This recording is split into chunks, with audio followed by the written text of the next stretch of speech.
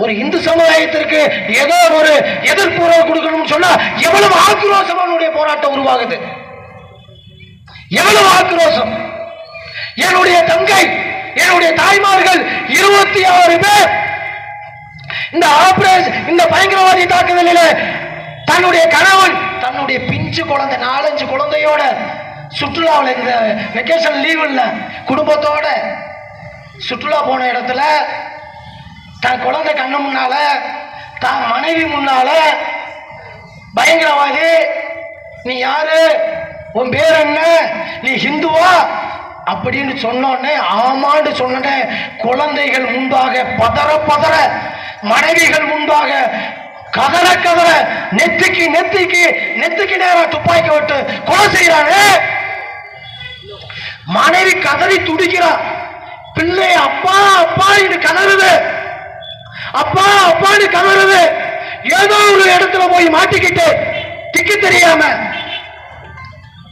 ஏயா நான் இன்னும் வாழ்ந்து பேசணும் இல்ல, என் கணவனை கொண்டுட்ட என்னையும் கொள்ளு அப்படின்னு சொல்லி அந்த பெண்மணி தீவிரவாதியிடம் போய் கெஞ்சி என்னையும் சுட்டு கொன்று நான் போய் என்ன செய்ய போறேன், என் கணவனே இல்லாத ஊர்ல நான் வாழ முடியாது, என்னையும் கொண்டு விடுன்னு சொல்லும் பொழுது, இரும்பா போடு, உன்னை கொல்ல மாட்டேன், போய் மோடிக்கிட்ட போய் சொல்லு, உன்னை கொல்ல மாட்டேன், போய் மோடிக்கிட்ட போய் சொல்லு. இந்த செய்தி பாரத பிரதமருடைய ஆள் மனதில் ஒரு மிகப்பெரிய வலி வடு. அவர் தூக்கம் இல்லாத சூழ்நிலையில இதற்கு பழி தீர்க்க முடிவு செய்தார். அதுக்குத்தான் 26 பெண்கள் நெத்தியில வைத்த அந்த திலகம் செந்தூரத்தை அதே மையப்படுத்தி அந்த செந்தூர் என்ற ஆபரேஷன் மூலமாக 26 பெண்களுக்கான அந்த குங்குமத்திற்கான போரை உலக நாடுகள் மத்தியில பாரத தேசத்தினுடைய ராணுவ வழிபாடை, ராணுவத்தினுடைய செயல்பாடை உலகத்திற்கு எடுத்துரைத்தார். ஒவ்வொரு ஆயுதம் என்ன ஆயுதம் தெரியுமா?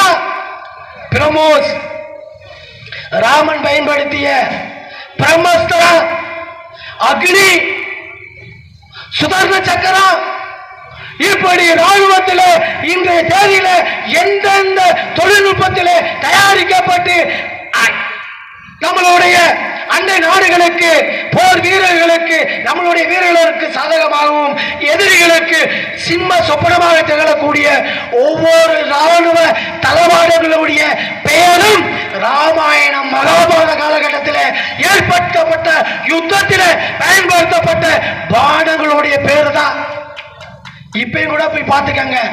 அந்த அடிப்படையில் இந்த நாட்டு ராணுவம் உட்பட, இந்த நாட்டில் இருக்கக்கூடிய ஒட்டுமொத்த மக்களுடைய மனநிலை உட்பட அந்நியனுக்கு இடமில்லை, தேசத்தின் ஒற்றுமைக்கான இடம்.